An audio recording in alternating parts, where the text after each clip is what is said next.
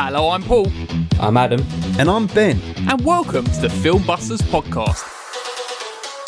The film show with no filters, no prisoners taken, loads of disagreements, but one hell of a love for cinema. If you want to hear three friends ridiculing each other for an hour or so regarding their taste in films, then you have come to the right place. In each episode, one of the team picks a film for us to discuss. It could be anything from a recent cinema release to an all-time classic. So, strap in and get ready to get mad or get vindicated as we guide you through the murky world of being a film geek. If you like what you hear, you can also find us on Twitter and Instagram using @FilmbustersPod. You can also find each of our individual accounts. I'm at Filmbusters Paul. I'm at Filmbusters Adam. And I'm at Filmbusters Ben. If you want to use your eyes instead of your ears, you can also visit the website at filmbusterspod.co.uk. And if busting makes you feel good, you can also support us at patreon.com/filmbusters for exclusive content. Alright, can we just get on with this now, please?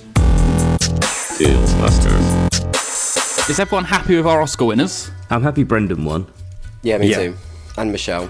Who did you want to win, though? I mean, I haven't seen any of the other leading performances, so I'm happy for her as well. I'm happy for the I still can't believe she's the only second woman of colour to win Best Actress. And who was the first? Halle Berry. What was that for? Was that Monsters Ball? Monsters Ball, I think. I haven't even seen that film. But that's crazy, isn't it? Like, only two. Yeah, of course. It Not is. surprising, though. No, of course not. The thing that just don't sit well with me is the Jamie Lee Curtis one, because you know I love Jamie, absolutely, but there is no way in hell, and I will not hear otherwise, that her performance in that film is Oscar worthy. It's Oscar, yeah. Not a chance. Absolutely agree. Yes, it's like a little side character. It doesn't even like need much of a I was performance. surprised she was nominated. She's fine in it. Honest to God, she's better in any Halloween film. Honest to God, yeah. she puts in a better performance. In what world is what she did as that woman with a sprained wrist and doddery hair? It's because she had a sprained wrist and old lady hair that people are like, look at this fantastic experience. Look, she's got a bit of a gut. Transformation. Yeah, she's pulled her trousers up over her gut. Oh, wonderful, so brave. Give her the Oscar. Fuck off. That's what you have to do, isn't it? You have to make yourself ugly That's to it. be a contender. Such a brave thing to do. Who would you have preferred to have it instead? Kerry Condon for Banshees of Agreed. Inisherin. Yeah. I mean, when you stack those two performances up, like, I'm sorry, Jamie, come on now. It's not even a competition. Not even a competition. And I haven't even seen some of the other supporting ones, so I couldn't say if they were better. But I mean, there has to be. I mean, I don't agree with everything everywhere all at once winning the Oscar anyway, but that's. I just never expected it to happen at No. all No. in a million years. Because I don't think Tar won anything. I don't think. No.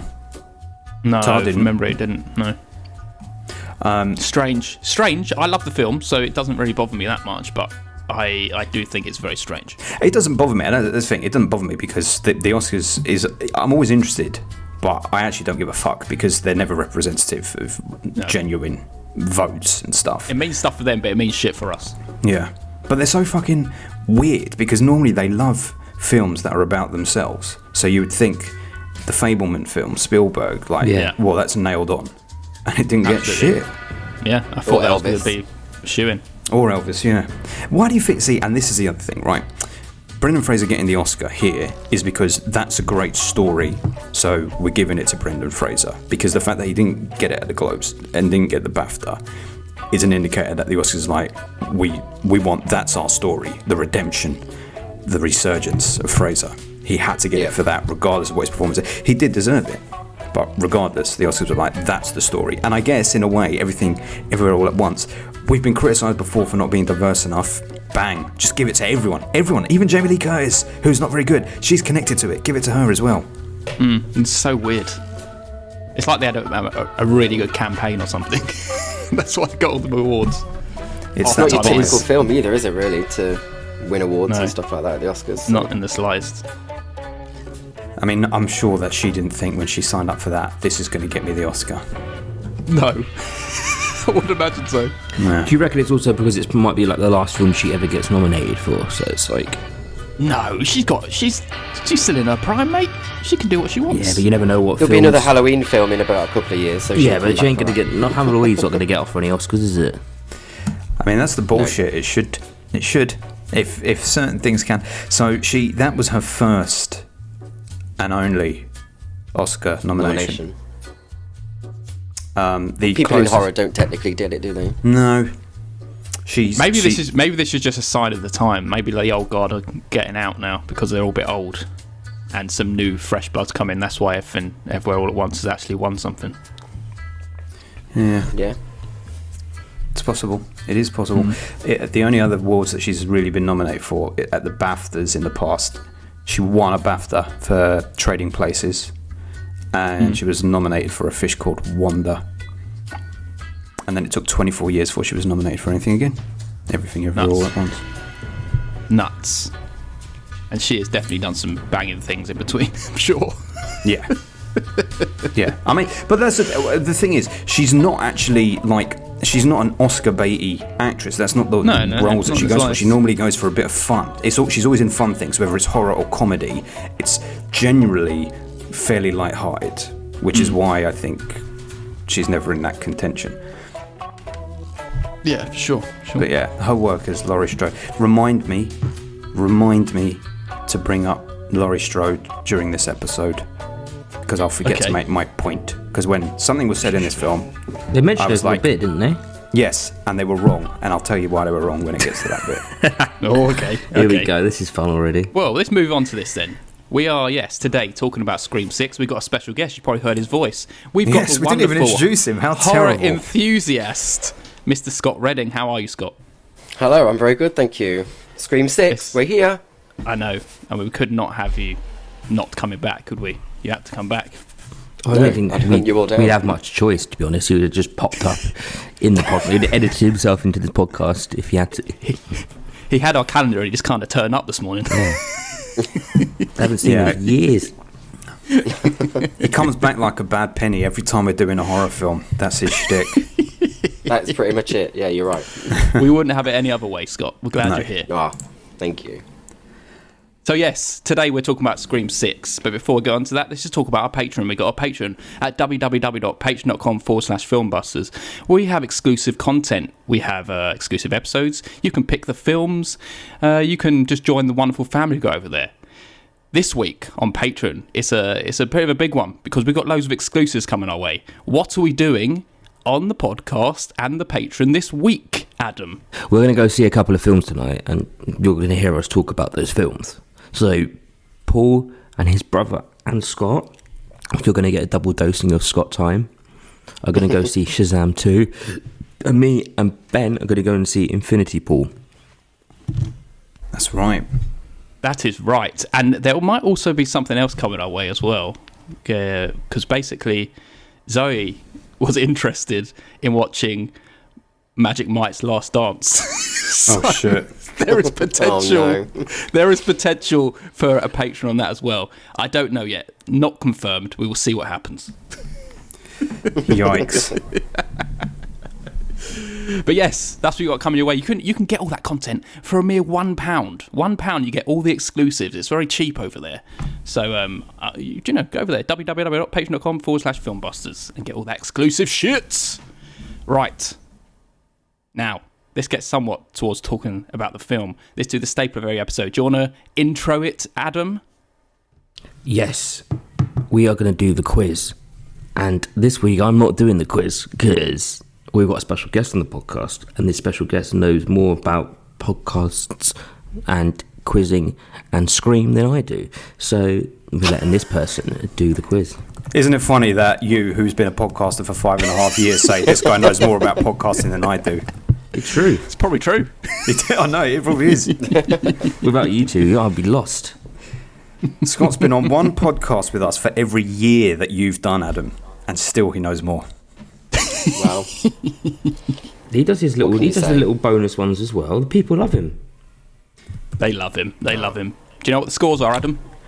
It's 5-5-3, isn't it? I've got 5. Paul's got That's 5. correct. Ben's got 3. Okay, well, Scott, take it away. It's all yours. Question number 1. What film is Jason watching in the opening? Jason Takes when he Manhattan. gets back to... Yes. Ugh. Thank you. I didn't even. I was trying to work out who the fuck Jason was.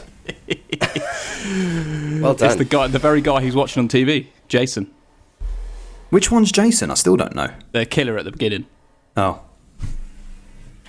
Well done, Paul. This bodes well for the podcast. Question number 2. What sorority does Tara want to join? Oh shit! Kappa Beta Omega. Omega. No. Any other guesses? I just said all the Greek alphabet Yes. letters. I thought you got it works, right. doesn't it? I thought that was it. No, it wasn't. Okay. It's Omega Beta Zeta, which I was close. is the sorority from Scream 2, where Sarah Michelle Gellar dies. Oh, motherfucker. See, that's what was in my head when I was just saying that combination of Greek letters, but I couldn't remember what the fucking thing was called. Good reference. What I know, happens? right? What happens? Because none of us got a point there. Nothing happens. Scott gets the point. Scott, ask another question. Do a third question. Another one. Yeah, wing it.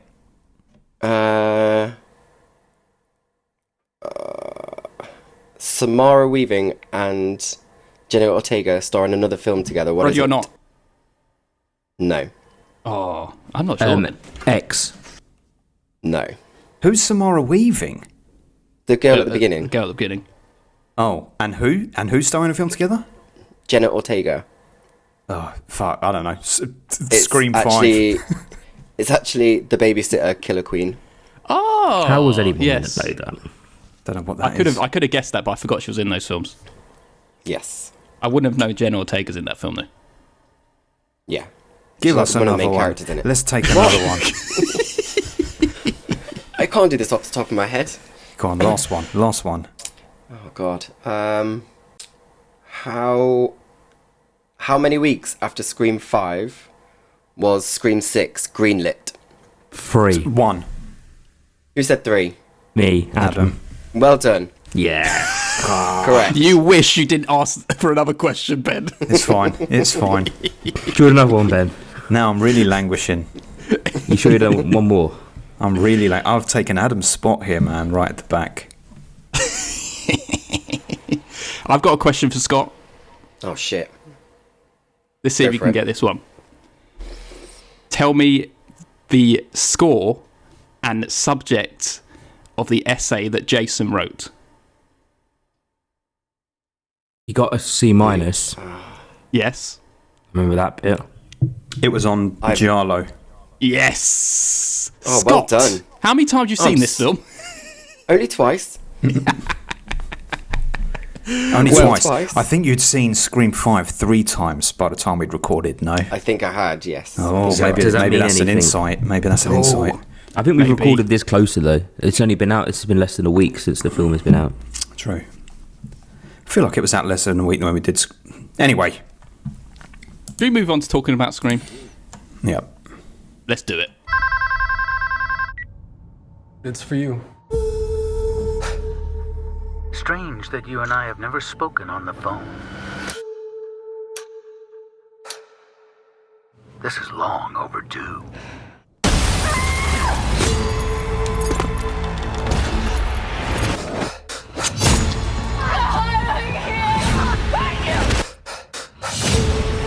What is this place?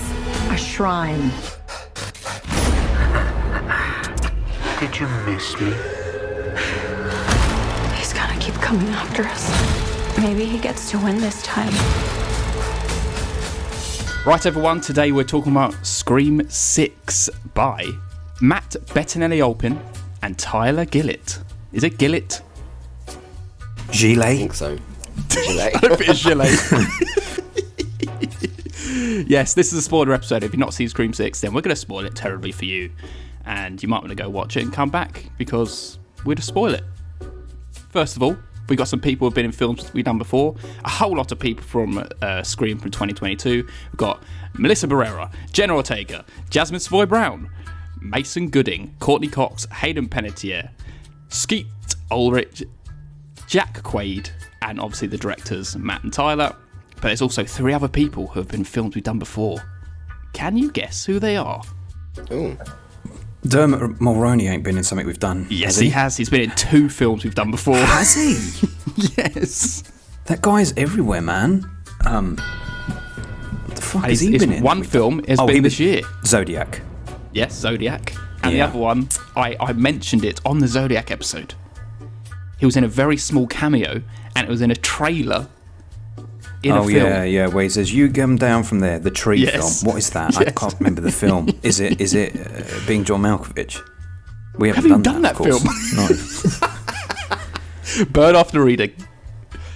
Oh. I'll just let you know the other ones. Jack Champion was in Avengers Endgame, apparently, as a kid on a bike. He's the son of the family and the killer family.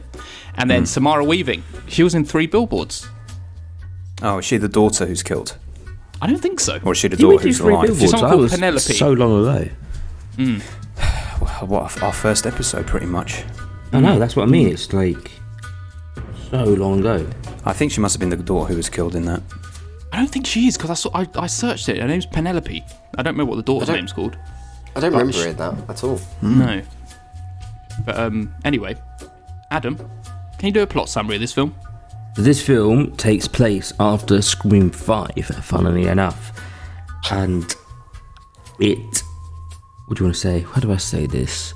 They are now in New York, and they think they're safe, but the older sister, forgotten her name, is still not too sure.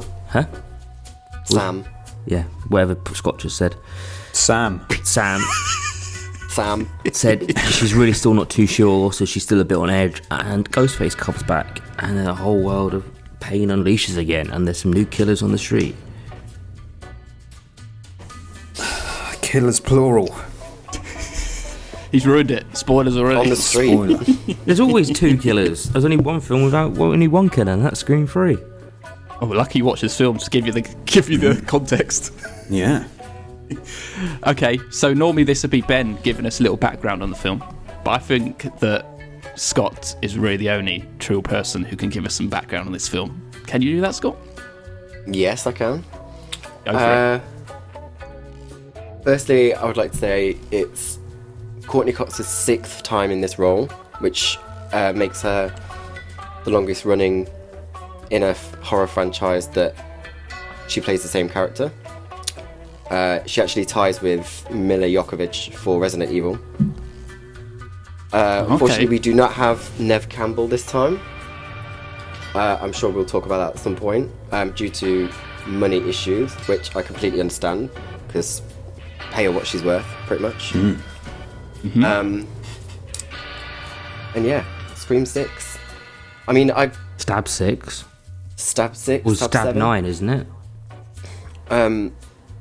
What's interesting is the level of marketing for a 6th film in a horror franchise is still quite... It was actually done really well, as with the 5th one. Yeah, I'd say so as well. And yeah, I can't wait to talk about it. So Well, let's do it. I'm trying not to say stuff. Let's start by saying, as a special guest on this episode, Scott, you get to decide what order you want our first impressions in. Okay. Paul, myself, Adam, and Ben. Yeah. You just can't Alright. wait for me, can you? It's been killing me at work, I'm not gonna lie. Okay, so I think it's gotten to the point now where, for a franchise that was like a milestone in like the art of subverting your expectations of horror formulas, it now feels like it just had its own played out formula that you can just read like a book. No matter how hard it tries to pull the wool over your eyes, the killer will never be a core cast member, or the core 4, as they say. We're the core 4. The killer will be someone you've only seen for the first time in that film. It will be the least likely people, because they're only least likely because the film has almost like constructed it to make you cross them off the list yourself. For example, I suspected Quinn from early on in this one for the very reason that she laid the groundwork herself for the dead brother and then didn't even mention it, and then they just tried to misdirect you with her death. But it never stops you from having a good time. Crucially, it does not. And I did have a good time.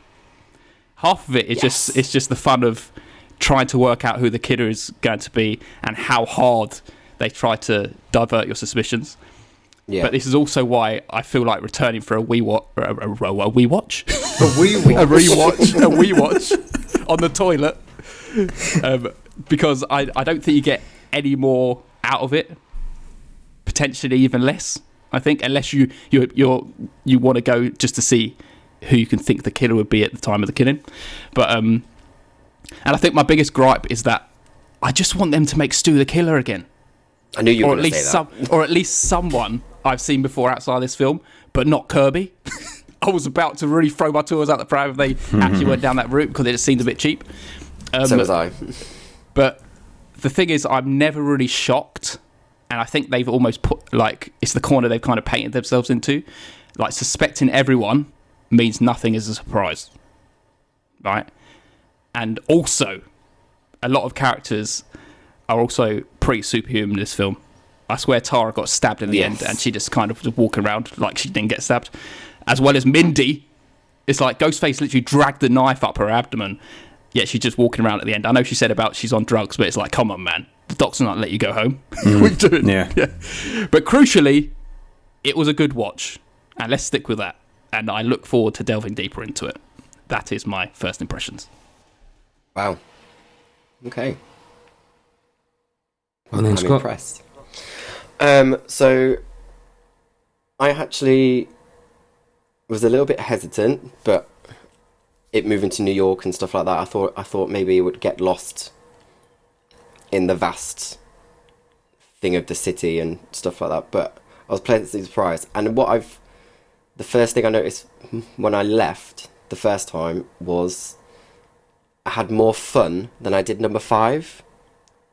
I feel like because you knew the characters already, they didn't have to spend that time trying to build them up and try to get you to know them and stuff like that. So I think that they could focus more on the set pieces, like the bodega and the ladder across the apartments and stuff. So I had more fun with it because, I mean, it generally was. I really enjoyed the killer reveal. I guessed 2 of them. Which ones? Because I guessed Quinn and Officer Bailey. Okay. The whole Ethan being on the train completely threw me. So, yeah, and I think I just had a great time. Like, and I don't want to say it, but I didn't really miss Neve Campbell either. No shade to her whatsoever, because I don't think she would have fitted into it. There was no need for her to be around. So I was pleasantly surprised. It held itself up. So yeah, I really, really enjoyed it. Wow. Interesting. Blood owl. Blood Is it my out. turn then? Your turn. So I actually enjoyed Scream 5 from memory. I haven't rewatched it since, but I remember really enjoying it. But I kind of agree with what Paul was saying on this one.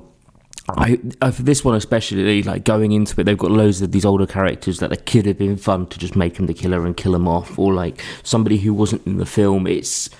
This one had some good moments on it. Like I really enjoyed the bit on the train, and the ending I thought was actually quite a decent ending. But there was so much of it was just kind of going through the motions, and I think it lost the creativity, and it felt like it was made a lot quicker than it should have been. In my opinion, they should have taken some more time and some effort into it to make it a little bit better and take it to the new level. But yeah, ultimately, at the end of the day, the killers are just some random people you've only just met, and I'd like you to be someone exciting or someone that actually means something going forward. Snap. Interesting. Interesting. Ben? Go on, big man. So I thought this had the potential to be probably one of the best, or the best Scream sequel based on the opening 5-10 minutes. I thought, fuck me, with what we just got with Halloween Ends and the Corey storyline, we are about to see a Scream film where we, the audience, know who the killer is from the beginning.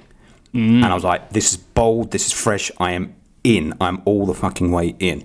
And then when they killed him off, I was like, fuck, You've gone back on yourself there. You've gone back on yourself there, guys. You've decided you're just going to go with traditional. So I was really conflicted because I was like, fuck, this is fresh. And then it's like, actually, no, we're going to go with what we always do. That being said, there was so much to enjoy in this film. I had so much fun throughout, but while I was having fun, I was also criticising almost everything about it. But I enjoyed it. But I was criticising almost everything. And I felt like I was criticising more in this film than I have criticised previous Scream films. And the reason for that is I think it was trying to do a bit more, but it didn't have the cojones to actually do it properly. Like, for example, there were conversations between Sam and her sister about letting her go and how they share trauma and they're their support network. And it's like, this is disingenuous because I don't believe it. First of all, neither of you are strong enough as leads for me to care. And it's also not that kind of film. Scream is campy.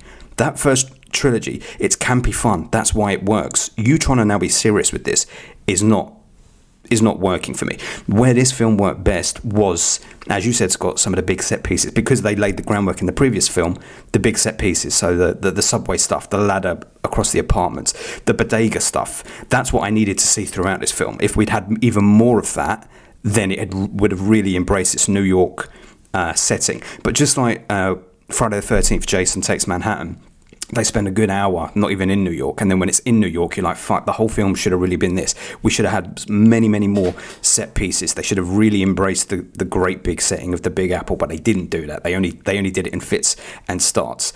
But I did still enjoy it. I got to admit that I didn't throughout. I hadn't got a clue who the killers were. I kept going, oh, now it's Kirby. Oh, now it's the detective. Oh, now it is one of the core four. Oh, now it is Eva. I kept changing constantly.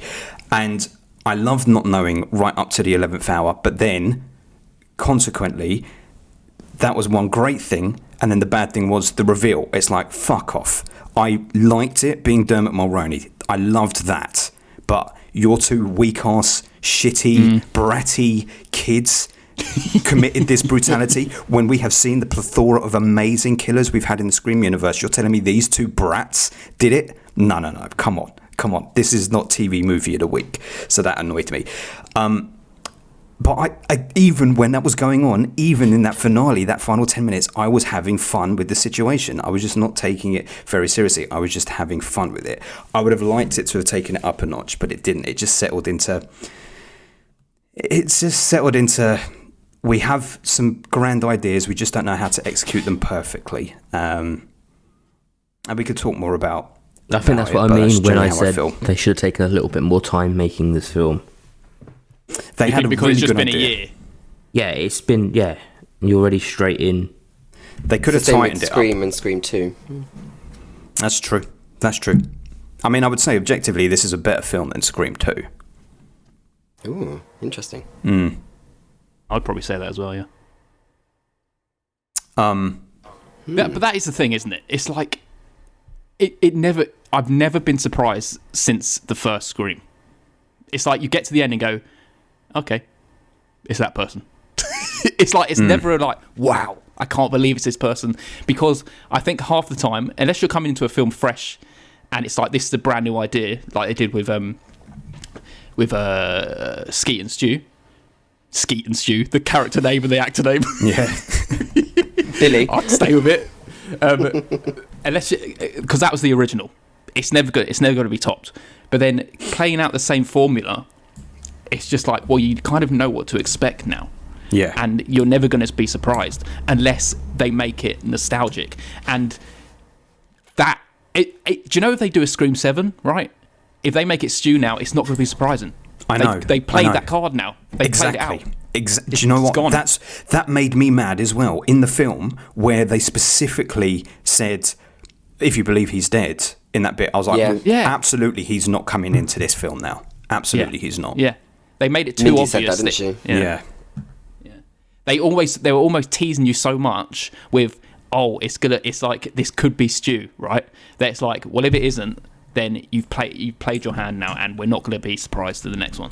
Mm-hmm. That's just exactly how I felt, and I do, yeah, I feel the same. I do like it that it was the police officer. The two kids were just like, so basically, you just want everyone to be the killer who you suspected or we're supposed to suspect. Yeah. I tell It's you what, like- I did enjoy the bit where they're stabbing the fuck out of Chad. They both turned at the same time and in unison like wiped their knives. Very good. Yeah. I was I like, that. Oh I yeah, really that's like like that was very sinister. Very good visual. Love that. yeah, very good, very good. That is going to be give it a couple of weeks till everyone's seen it, and that's going to be a GIF that goes around. Yeah. Yeah, definitely. People just like survive in this film. How could Chad survive that? No, I know. They had no balls to let anyone die in this film. No, Who and died? Who died? that's The a killers major- who got major killed, criticism. One person died then. Is It's that it? just Two like people. Two people it's just died. like any superhero Marvel movie where there's no stakes. You know the core four weren't going to die, so they had to stab them up and still have them survive. Even Gale, they didn't even have the balls I to know, kill off man. Gale. I know. And not Why do you only need her that, anymore? not only that, they give her some bullshit last line in the film, which means nothing. Tell Sydney he didn't get me. What the But fuck's that but mean? she's still alive anyway, so it doesn't matter. Exactly. And what do you mean tell Sydney he didn't get me? Sydney will find out you've been stabbed, you twat. She's like, "I've going to kinda be got you." hyper aware of what's going on because she's lived this shit her whole life. You think she's not going to know that you were stabbed up? It was that, and yeah, what's his name die? Is it Chad? Yeah, when he didn't die, and then also at the end, like you said, Paul. I think that's the bit that really annoyed me. She got stabbed in the back.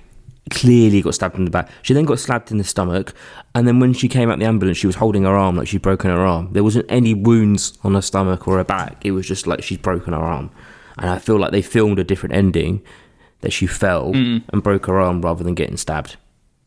Yeah.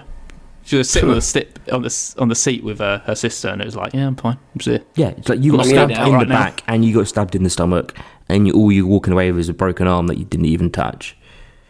I thought about that on the fifth one when Sydney and Gale are both at the end, just sitting at the end of the ambulance after being stabbed in the abdomen.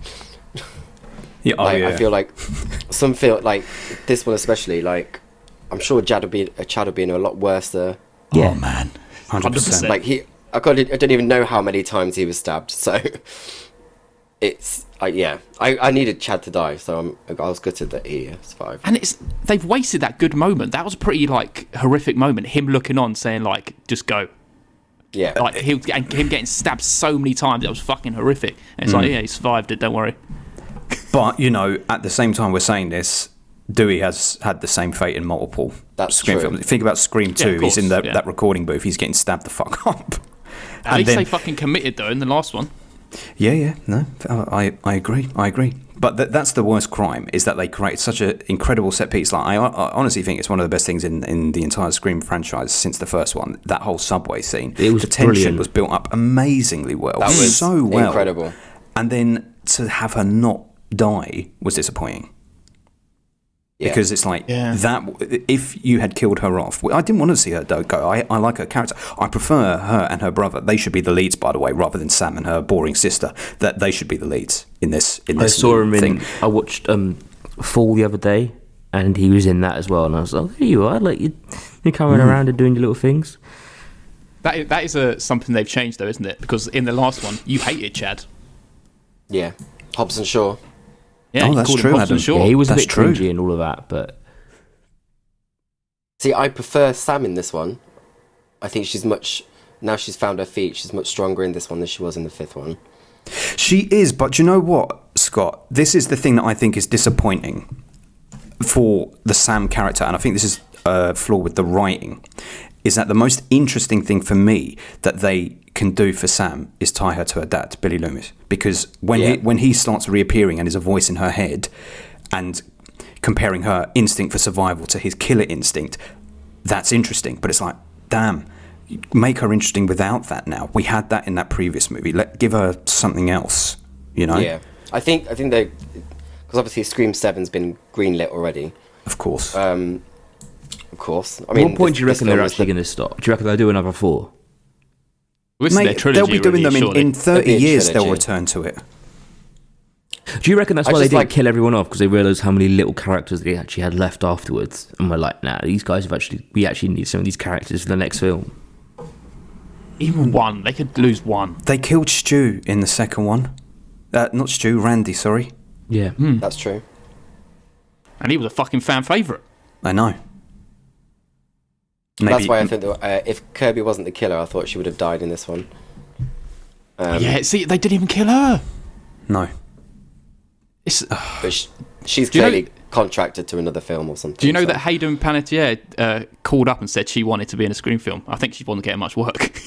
I mean, I I'm don't think stunned. she was not in anything for 5 years, I think. Yeah. Was that She Hayden didn't even have an Panettiere? A. Yeah, Yeah. you Oh, didn't that's why recognise I her wrote- under the ridiculous plastic surgery. I'm about that- to say she looks. her like and Gale are a fucking ridiculous. double act to behold, really, aren't they? I know, with there's their no pulled and moving on plucked those faces. It's just I can't take it. I struggle. So I rewatched Scream 5 the other day, but in prep for this, and I was like, how did we not talk more about how? I know you don't want to lay into women in Hollywood for trying to look beautiful and whatnot, but you just can't. Courtney Cox can't emote anymore, so you can't believe in any scenario that she's in.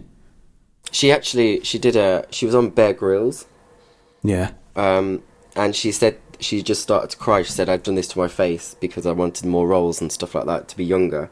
And like she said, she knew she's ruined her face, and she was like I mean, visibly upset by it. But it's that's what- sad. It is sad that's the that pressure we women put feel on they have women, to do isn't it. it? So- And that's the pressure that put on women. However, there are these getting off topic, but there are many women in her situation who don't do that. Yeah, very true. Actually, and anyway, getting on topic, that is not the worst crime. How do you feel about this, Scott? I'd be interested in your take on this particularly. The Okay. character of Gale in this film, Yeah. particularly when you're introduced to her, do you think they've done a disservice to her character? She's meant to be the bad guy, isn't she now? I thought they were. Well, she always was. So the thing is that there's a lot of similarities to Scream 2, and I feel like that's the Gale she went back to. Right, yeah. But I just thought she'd never change anyway. Even after Dewey, I thought, she's... I mean, I can't remember. What is it that she said she'd done? Wrote another book. Wrote another book, Yeah. Wrote another book. And she was also right in their face with the microphone when they came out of the police station Yeah. again. I just think, I know That's that Gale just- is that character, but No everything that she's been sensitivity. through... No, it feels like she No. hasn't grown over 6 films.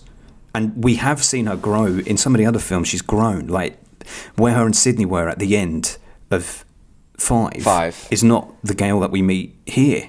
I agree. Yeah. I feel like her addition was pointless, especially if she didn't even die. It's I like, know. what was she in this film for? Just to have that scene of her in her apartment? All that talk about legacy characters, even legacy characters can go. None of them did. No. No.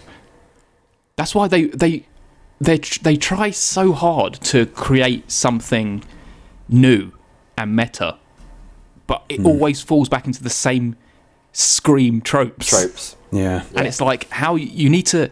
This is where you need to wait a few more years. I feel like Scream 4... I feel like they had something because they waited and they came back and was like, okay, now we have something fresh. This is the way the horror that's true. franchise are going now.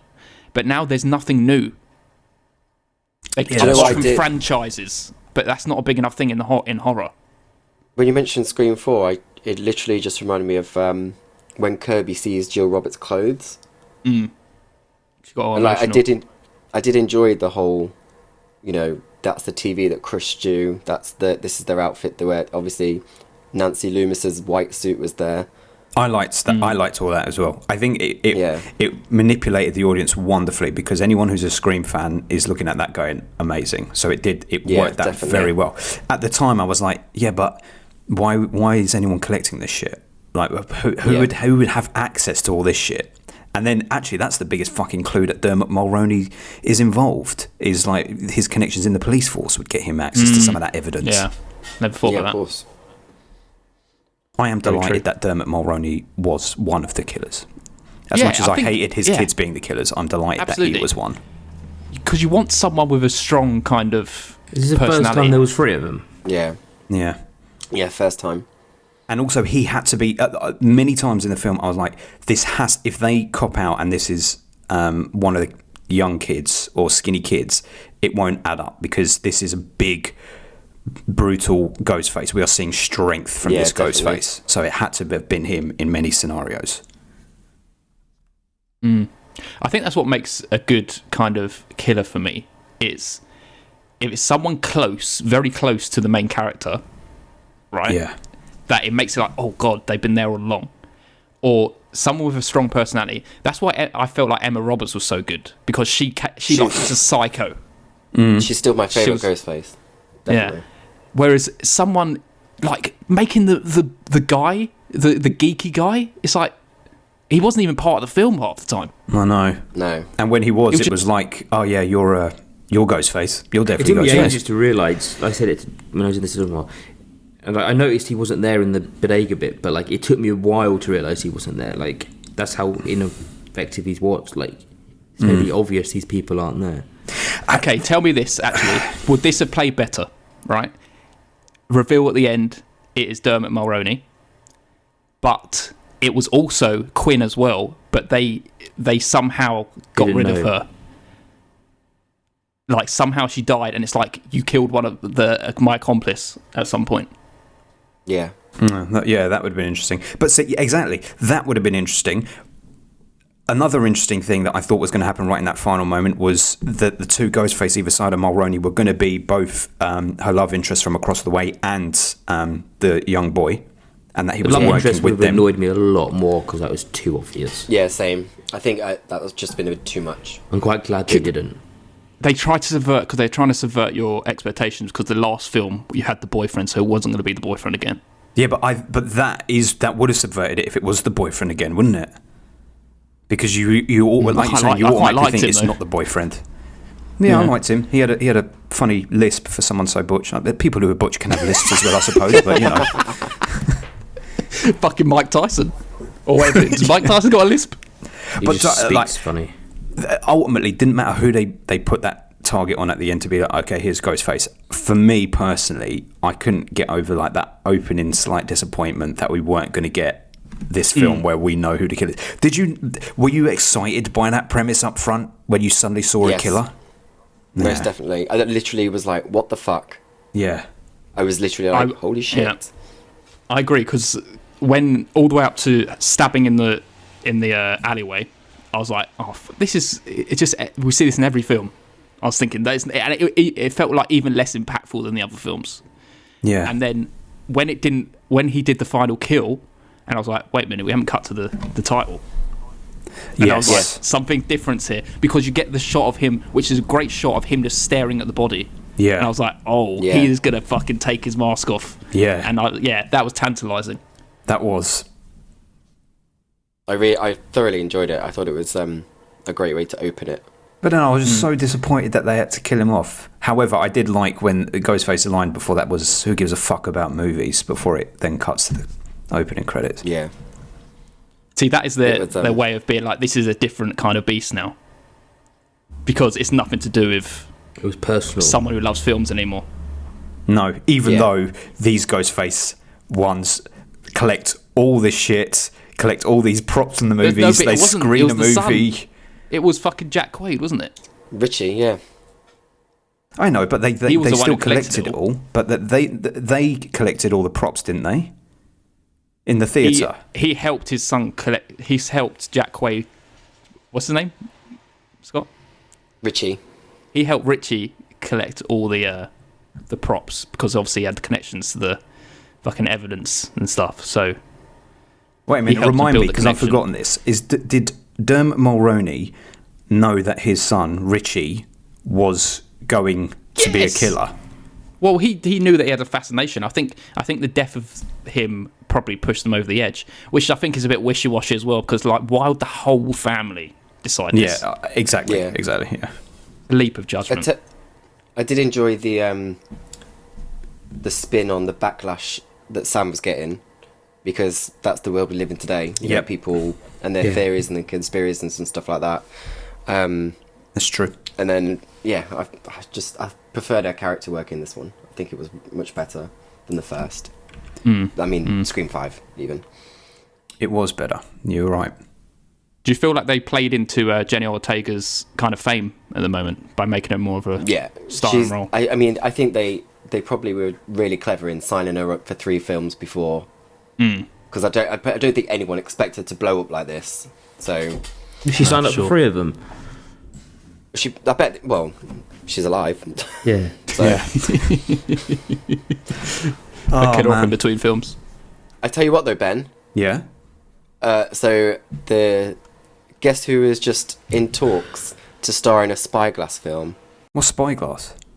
Company. They're the ones that made it, Oh, right. I see. Okay. and it's Patrick Dempsey. Has signed up to be in the next Scream, is essentially what they're saying. Well, no, yeah, pretty much.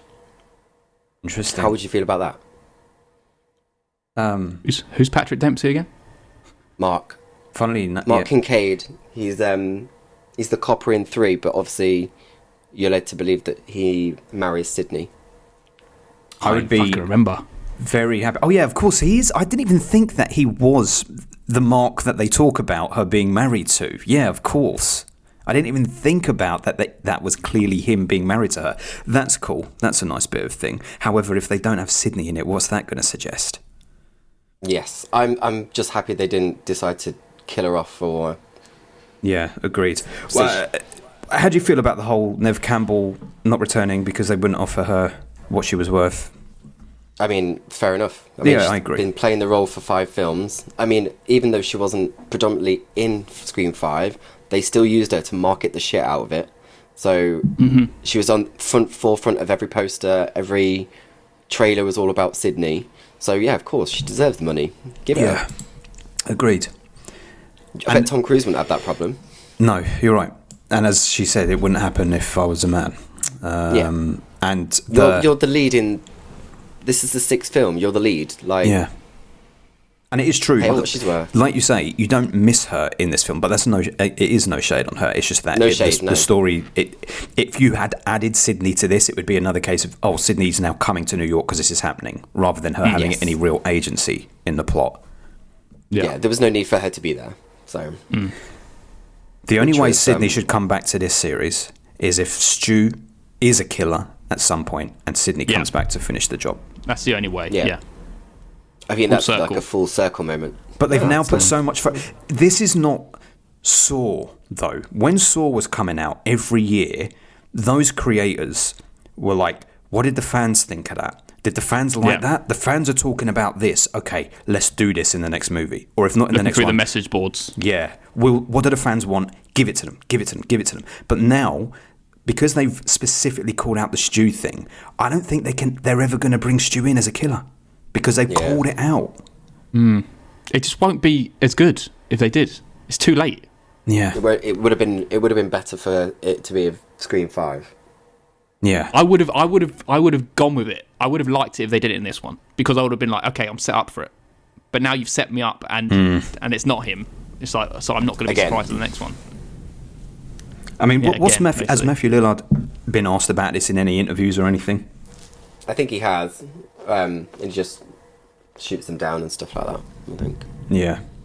It's bound to happen. I mean, if it Sure, was going to it's happen, happened. he's probably contractual not to say anything anyway. Yeah, so- one thing he definitely can't... If he's involved, he could never say, I would love to be asked. I would love to.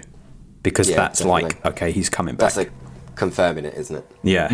Yeah, yeah. Who was that one guy? I can't remember what it was. It was some film, and they asked this actor, I think it was Mark Kermode, asked this actor, is there any truth to the rumours about you being attached to blah, blah? And this one actor said, I can't talk about that. And it's like, okay, well then you are connected. Because why would you not be able to talk about it otherwise? And it was like, shit. Yeah. Should have worded that a different way. Yeah. What were you going to say about Jamie Lee Curtis? What I was going to say is when Kirby, who, let me just emphasise again, Kirby and her brother should be the two leads in this, because they are, I love them. I thought she might be annoying Kirby. in that previous You mean film. Mindy? Not Kirby, Mindy. Yeah, the other Mindy. one with an I and a Y in the name. They should be the lead.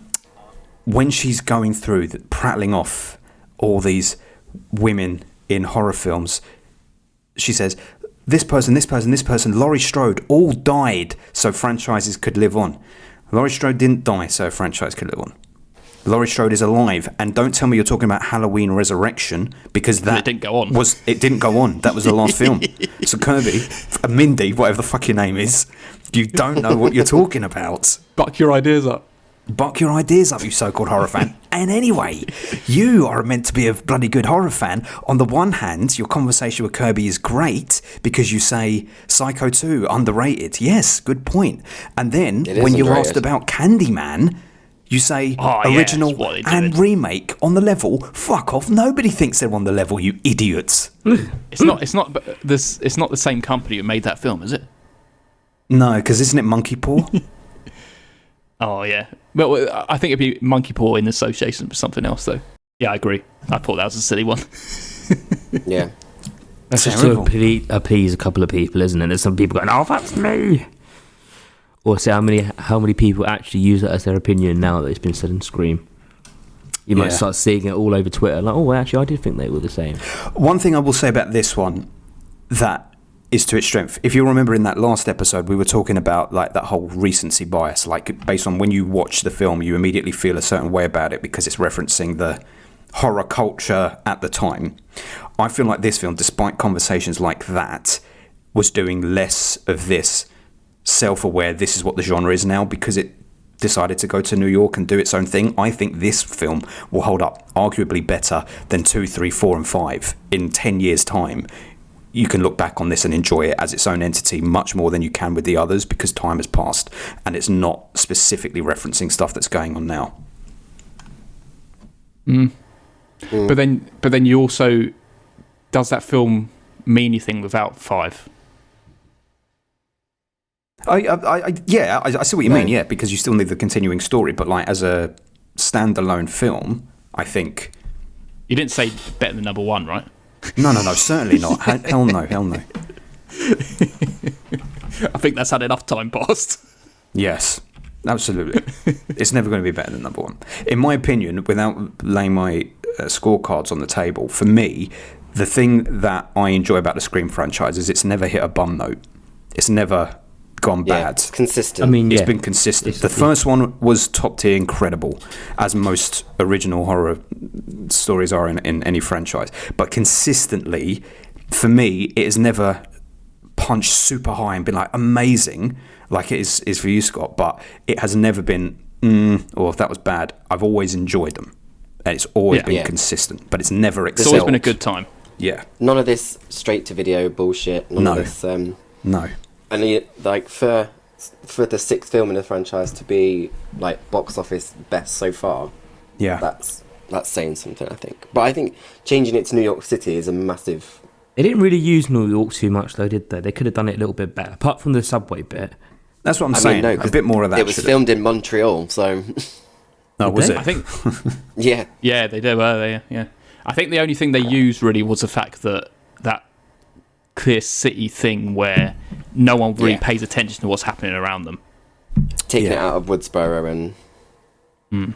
It's like, this is more just whatever's happening on the street, you just walk past, just keep your eyes up, don't look down. Do you think in the real world, if Ghostface killings had happened with the regularity in which they happen in the Scream films, that the world, the government, I don't know, would have just banned outright anyone being able to dress up as Ghostface? Like, we're not selling these costumes anymore? Oh, absolutely.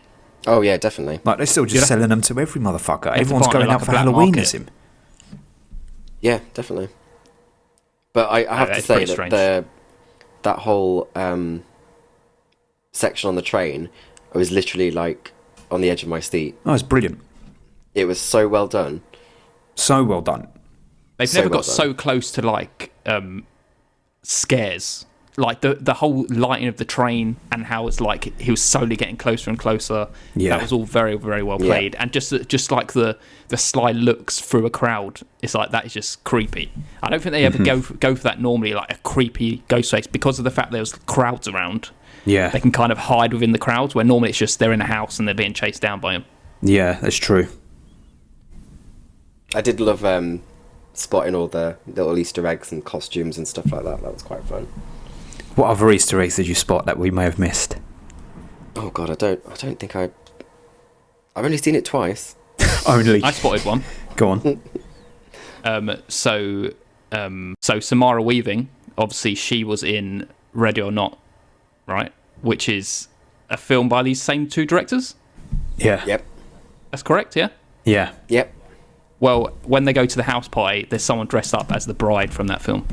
Yes, there is. Oh, okay. There was also in the frat party at the beginning, there was actually someone dressed as Wednesday Addams. Yes, I saw that as well. Yeah, And in also, in joke, very meta. at the same party, there was Mindy and her girlfriend Annika, and they were eating Jiffy Pop popcorn like Drew Barrymore makes in the beginning of the first one. Oh, Very yeah. good, very good. We never got those little popcorns, did we? The ones with they expand with all the tin foil. No, we'd stick them in the I don't think we microwave. could be trusted. Do they not have microwaves in America? They must do. Surely. They invented the microwave, didn't they? Oh, okay. I don't know why I thought they didn't have them for a second there. They don't have kettles because they're weird. No, Yeah. they Yeah, have if you- no kettles. You got to think of Last House on the Left. The end of that, they stick one of the guys' heads in a microwave. Oh, yeah. So this is Psycho 2 when they put the cat in the microwave, isn't it? If that was the shit. case, I would not be watching and loving Psycho 2 if they did No, that. American Psycho 2, wasn't it? Yes, they do that, don't they? It's what's her name? That She is does very. it. Mila That sounds Kunis. familiar. Is it Mila Kunis, isn't it? Yeah, Mila Kunis. Yeah, she does it at the beginning of the film. She doesn't do it. can't She remember goes to that pick up the bullshit kit film. and like the cat and open the door. So I'll tell you one thing, right? Up front, when Sam's talking to that psychiatrist, right? I was pretty sure, oh, fuck, here's the killer. Here's the killer. Yeah, that's what I thought as well. But the reason was, no psychiatrist worth his salt would back out because she says I that know. she's the killer of a guy. Like, I have to talk to the police about it. It's like, no, the fucking police know about this. They were involved. And also, this is woman who was stalked and survived. You would know who the fuck she is when you take on her as a client. Absolutely. How does this psychiatrist not know And who he she should be is? excited, like, wow, this is an amazing client. Yes. Yeah. Did you like the leaving a different mask to each killing and stuff like that Very much so. with the DNA from a previous killer? Very much so. I loved it. I loved that dirty mask. They took a Yeah. little page out of the old Halloween handbook, I thought, there with the old Yeah, that's Oh, yeah. what I dirty mask. yeah. It did make it a little rough around the edges rather than that pristine white. Seeing it like that was cool. I Yeah. know, it looks so Looks off more when menacing. the pristine white It ones did. were on the floor. I was like, it looks too white now compared to that good looking Yeah, it's crispy true. one. I really liked that Bottega scene, man, because that could split people, right? Where people are like, oh, this is so far removed from what Scream is. He gets up close with a little knife. Now he's got this shotgun. But I'm like, the tension is here. I'm scared for Yeah. these guys here. I don't I know like what seeing they're it with a talking shotgun. about because people get shot all the time in Scream films. So Yeah. I guess the killer never does a shooting when he's masked, right? When they unmask, they use guns. It's like yeah, when they're unmasked. they love a knife when they're masked. Literally used the gun in the last film. The Yeah. killer shot what's the name in the head at the end, right? But she has the mask off at that point. Yeah. Yeah. I like to see a shotgun blast. Is it the first time Ghostface has used a gun? Well, he Did was you using a When gun. just masked listen up. to our... I know. All right. Adam fades in and out. Here's a little bit of a cheaty cop out though. Going back to Quinn being killed and us thinking she's dead. Yeah. It's so contrived a situation because what they're basically Absolutely. saying is they knew that boyfriend would be at the window at that point, so they were like, let's make it so that he tells the others that he saw you getting killed. So Oh, yeah, true. I didn't even think about that. Yeah. that has to be contrived, and it also has to be timed perfectly with her boyfriend, the guy she's sleeping with, being in the shower at that moment too, so that he can actually be killed. And then we're going to send this staged picture of you or video of you being stabbed up, which when did they get the chance to do that in that very small window of time? And also, the police officer has to remove her body, and no one's going to say she's actually still alive or she's Yeah. not actually her. Yeah. Yeah, exactly. How are you going to get past everyone? Yeah. But it does go to explain something, because before I realised all of that, when he comes out of the building and he's devastated that he's just seen his daughter killed, and they're like, I'm really sorry. Then Gail turns up and they just have like barbs banter back and forth with Gail. It's like, this man's just seen his daughter killed. Like, he's just seen her body mutilated. You guys are just having banter in front of him. I know. Odd. Weird. It was a film with It very, kind very of many makes good sense ideas. though, because his daughter actually didn't die. So Yeah, I know, but they didn't That's know why he that. was so They were fine with it. Yeah, still I know. being totally insensitive. I did Imagine. think at the time though he was like just okay, like Yeah. a couple of scenes later. I know. All goes in. I'm delighted that Dermot Mulroney was one of the killers. As disappointed as I was that the other two weren't, I'm delighted Yeah, that he he's the was. standout. I said months ago, I sent it to Scott the other day when I came out of the cinema. Months ago in the WhatsApp, I said, if Dermot Mulroney is the killer, it's the edgiest thing he's ever done. And I stand by that. Yeah, I agree. But it was nice to have like a Scream film that felt fun again. It did. It is more I fun. wouldn't say it's, they've all been found them fun. all fun. Yeah, No, they're all fun, but I think the last one was they spent so much time setting up new people and bringing like all the legacies back and stuff like that. I just felt like the fun element wasn't there as much because I Yeah. went to see a double bill of 5 then 6 I guess that really does and hammer it home. highlight it. like watching them back to back. I did have more fun with Scream 6 than I did. Yeah. Because it was Be fresh watching as well, Scream though. 5. And you've also Yeah. watched it 100 times. Don't know what you're talking about. It is fun. It is. If they hadn't moved this movie to New York, they couldn't have told this story in quite the same way. No. So it was the right move, and they did, even though they didn't do it as much as they could have, they did certainly embrace the new setting and the possibilities that it offered. Yeah, definitely. Like the apartment blocks with the ladder, the subway train, That was all the set so pieces were good. revolving around being in that city.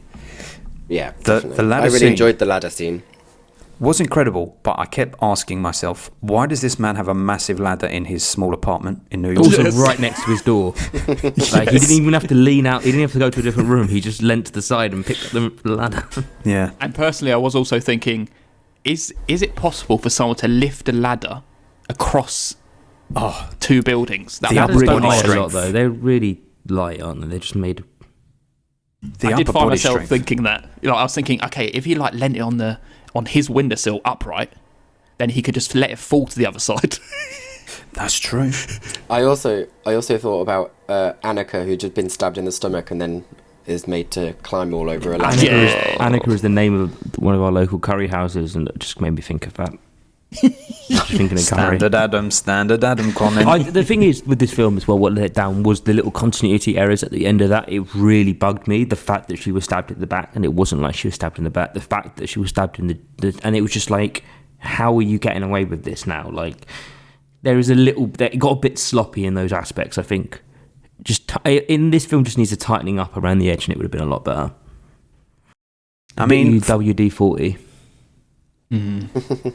for a Scream film, for the constraints of what happens in a Scream film, it did it very well. For me, there were two things that I would have liked differently. One, I would have liked to have seen the film where we know the killer from the off. It would have been a very fucking interesting angle to have gone. Interesting. Yep. Number two, just as you guys have said in different ways, just give us a killer reveal at the end where maybe it's Dermot Mulroney working with one of the characters that we have met before, even if it had been Kirby, but that wouldn't have made sense in the way the story was told. But someone that we've met before, just to throw us off guard, so it's not clearly people in the new.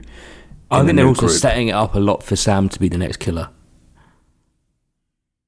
I don't think No, so. I feel like mask. she gave up. Yeah, she dropped it. Yeah, but she keeps playing with it, doesn't she? She keeps flirting with the idea. They will never do that. I think it'd be too obvious. Yeah. to do I it. think that storyline's played out because this film was all about her being blamed for doing the whole thing all along. So it was her questioning whether that was her as well. So I think that was just the point of that. Yeah. I agree. You know what was a great shot? Favourite shot of the film possibly is Sam and her sister stepping out of the movie screen at the end where it says a movie shot by Richie, whatever his name was. Yes. They literally Richie come out Kershaw. of the movie screen while Red Right Hand was playing, I think. Yes, you're right. It's very cool, very cool. I enjoyed all the stuff in the theatre. I actually enjoyed Act 3. I did. And apart Like from the facing fact off that they're three trying to killers make it and stuff. Kirby. I was like, please don't make it Kirby. Please don't make it Kirby. I mean, if you can believe that she's an FBI agent. I know. Okay, Scott, do you believe that she would become an FBI agent? No. It just was out of the blue. So I'm an FBI agent now. This is what I've been training Yeah. for. What was she doing in college or whatever she was doing? Like film or something. Yeah. Natural progression. But then I think she said in the film, she was like, after what I went through, I decided I want to help people. That's But true. I still think she was quite young to be an FBI agent. That's true.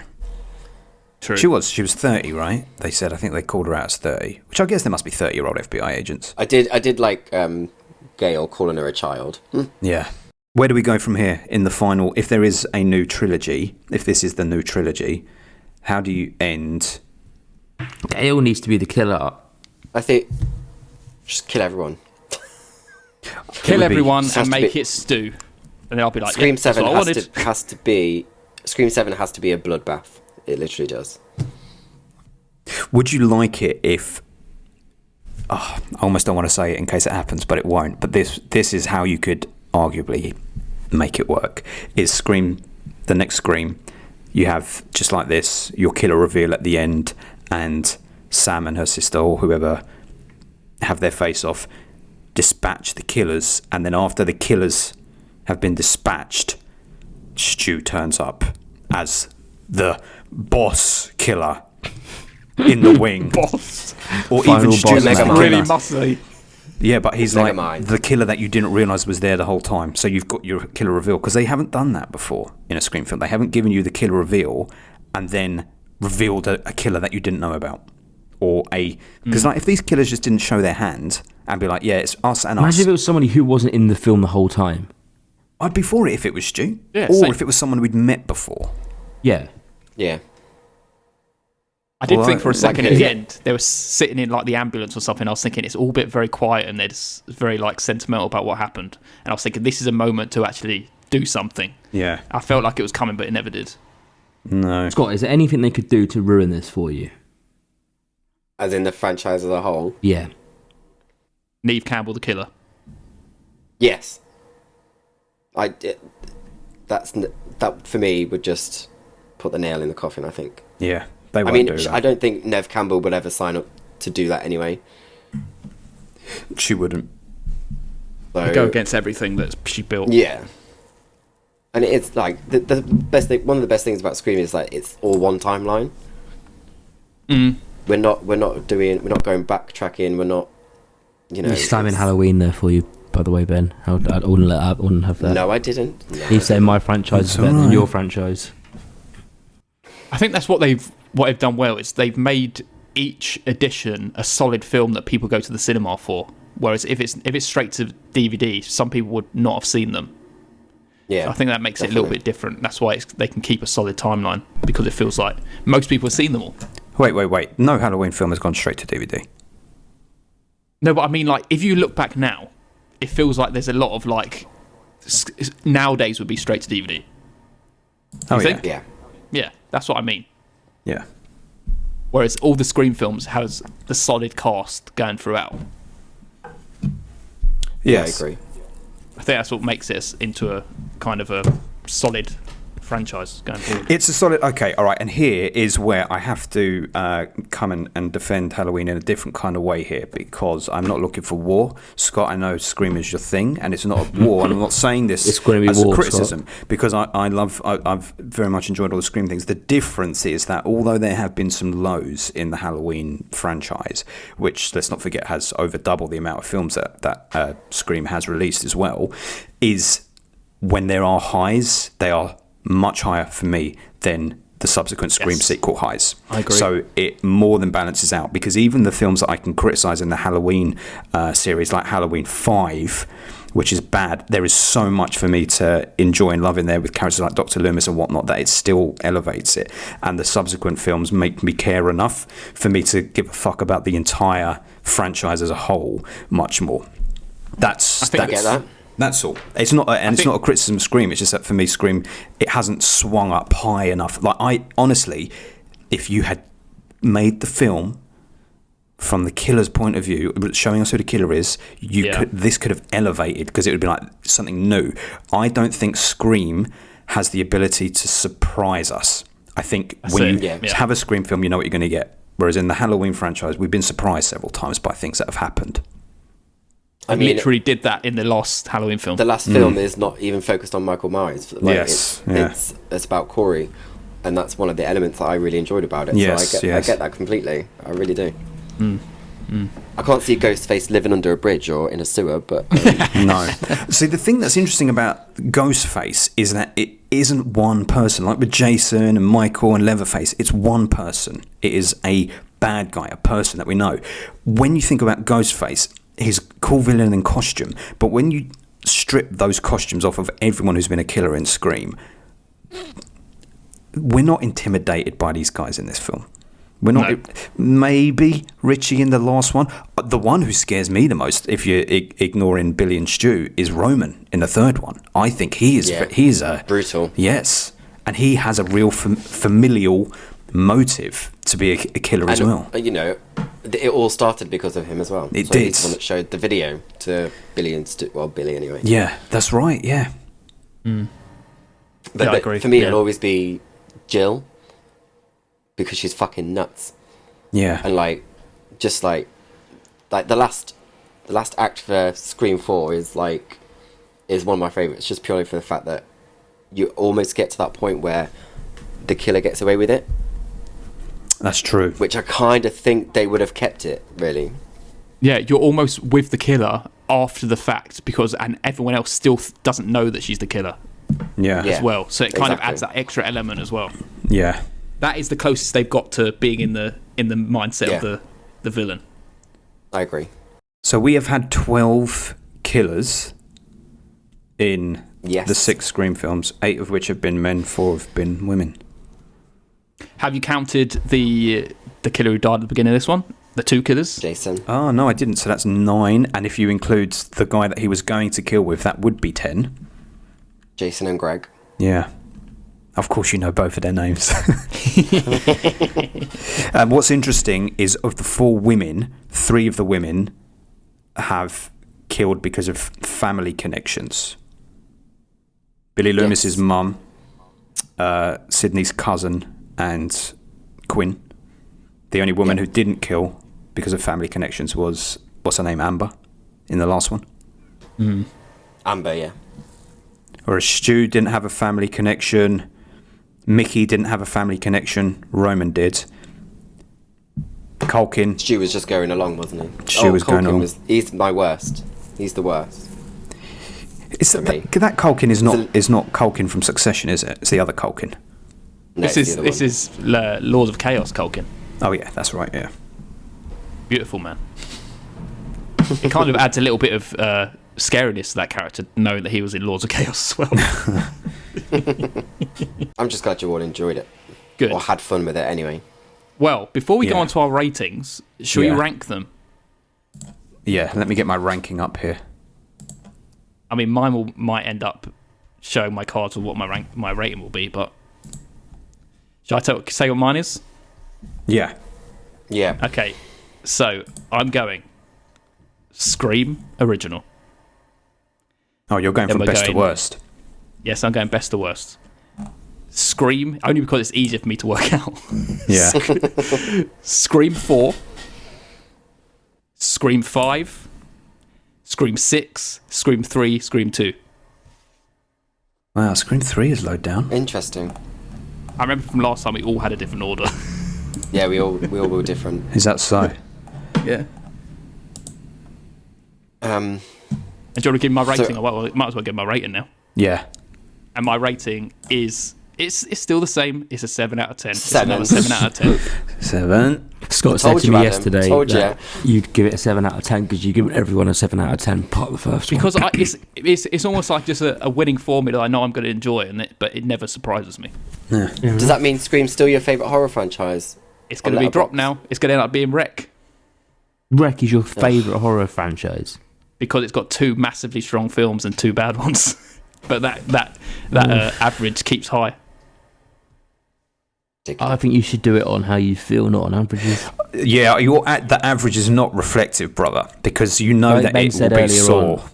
Yeah, it would be sore, but by averages. That's what it is, and that is the whole point of the I list. think when you're doing But a favourite franchise, you can't do it on averages because there's so many Saw films that it's going to dilute the average. And that's Yeah, the but thing, when there's I- more, because Rec has like 4 films, and then you've got a franchise like Halloween, which has like 13 You're saying films. to me that 50% Listen. of the Rec films are bad, whereas you probably Listen. like 60% of the Saw films. My favourite horror franchise is Saw. Yes.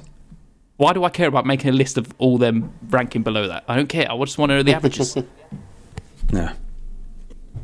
That's the bit that's going to change. You have way too many lists, Paul. You have a go at me for having too little lists, but you have like... You pay for a fucking letterboxd and you don't even use it, mate. I use it, I just don't use it for the way you use it. Right, onto the next person's rankings, please. Ben, Right, Scream number 1, Scream 3 number 2, Scream 6 number 3, Scream 5 number 4, Scream 4 number 5th spot, Scream 2 bottom spot. But I still enjoy Scream 2. It's not a bad movie. It's just out of all of them. I have no idea what mine are, to be honest. What you rating this one, though? I'm giving this one a 7 out of 10. Oh, we're talking to Ben. Yeah. Oh, It's Sorry. 7. It's a 7 also. But it's the third best Scream I film. was just about to say 7 out of 10. It's your third best. Yeah. for me, I think it goes Scream 5, second, this one, third, Scream 2, fourth, and then I don't really remember Scream, and then Scream 4 and Scream 3. Scream Okay. 3 is your bottom one. I don't know, I haven't That seen, I is can't remember them. Sacrilege. I thought Scream 3 was the one with the cinema, but that's Scream 2.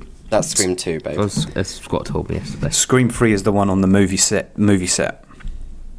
Okay, I don't really Come remember with that. Jay and Silent Bob. Yeah, that's right. Yes. Are they coming out of the Seinfeld set? I said, not quite as slick as the first two, but a nice ending. Just feels too long. And you're rating this one? I gave this a 7. Okay. 7. Go on, Scotty boy. 7. So, mine had changed slightly. So, it's going to be original, Scream 3, Scream 6, Oh. Scream 2, Scream 4, then Scream 5. Wow, Scream 5 is your bottom one? Yes. You mentioned this the other watching day. it, after watching this again, and trailing Scream 6 as well, before trailing 6, yeah, but it doesn't mean that I don't like it. You give them all a 9 and 10 out of 10, 9 and 10s, don't you?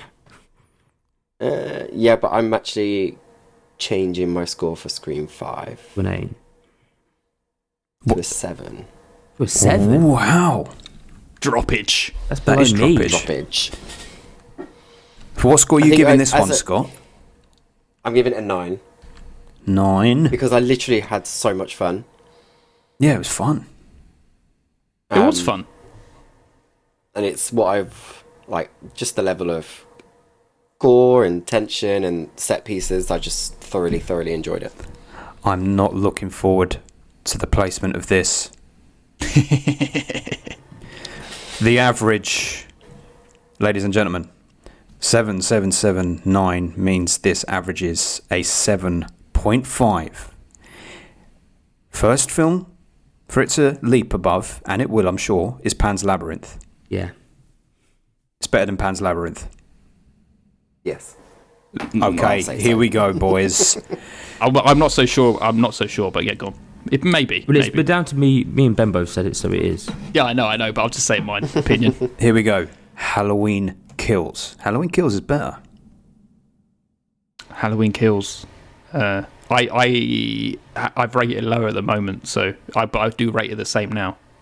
So you can But place it. I can't because my rating's lower. Wouldn't make sense. So you admit that Halloween Kills is better than this, but Scream has to go No, above I still this. say Scream. I still say this is above Halloween Kills.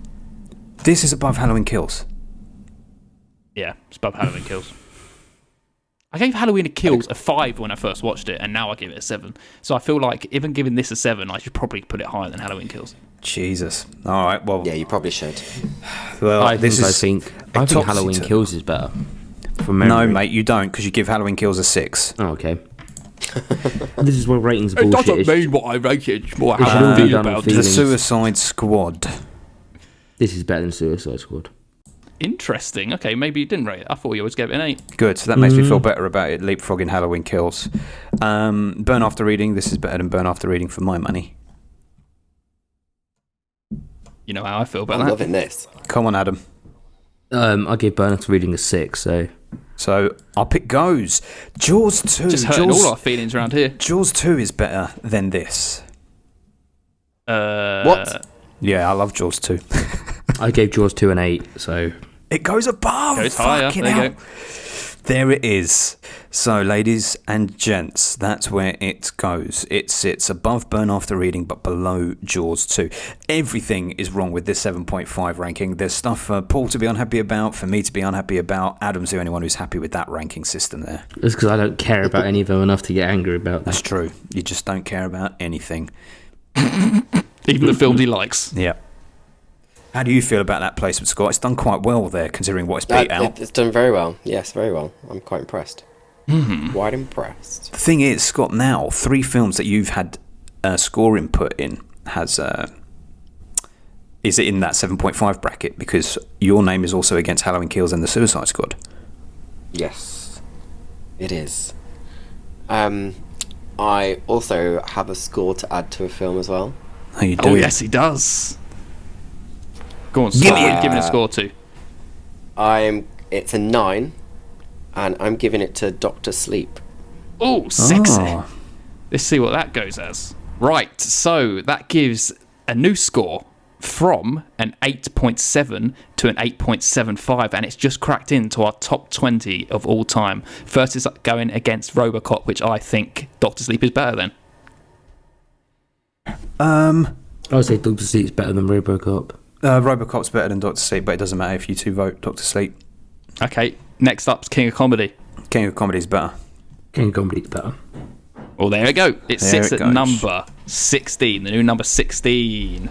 Look, you did some business there, Scott. It's into the top 20. Yep, damn right. Damn right.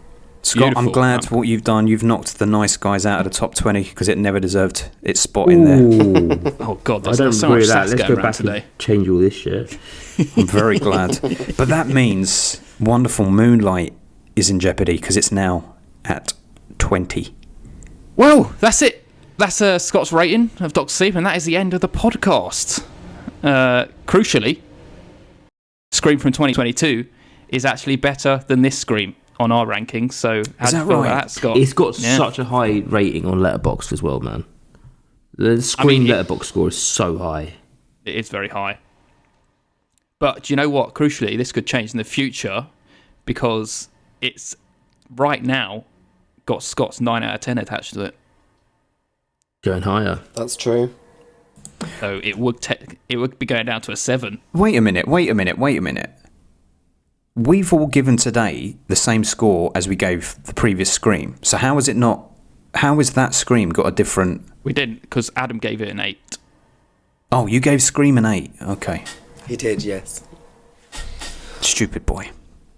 So Adam likes Scream from 2022 better than Scott does. Yeah. How do you feel about that, Scott? What It's can I not say? true, is it? You're a foolish man. Well, that's it. We've got nothing else to do.